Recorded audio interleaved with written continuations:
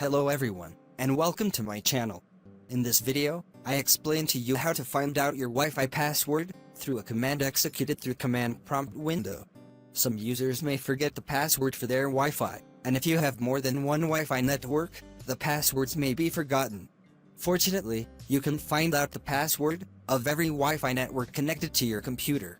From my computer, I was connected to more than one Wi-Fi network, and if you want to know the password for each Wi-Fi network, there is a way through the command prompt. Now, open the command prompt window, open the search window, and type command prompt, and open it as administrator. After opening command prompt window, and before knowing the password for the networks that were connected, maybe you want to know the names and number of networks connected to my computer. To find out and show Wi-Fi networks that have been connected to from my computer, enter the command that appears in front of you on the screen. I will leave you the command in the video description. Press the enter button to execute the command, and it will show you all the networks that have been connected. I have 3 Wi-Fi networks connected to them. To show the password for any Wi-Fi network, enter the command that appears in front of you on the screen.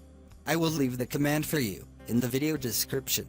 In front of the name, write the name of the Wi-Fi network, an add key, and clear in front of it, to show the password is not encrypted.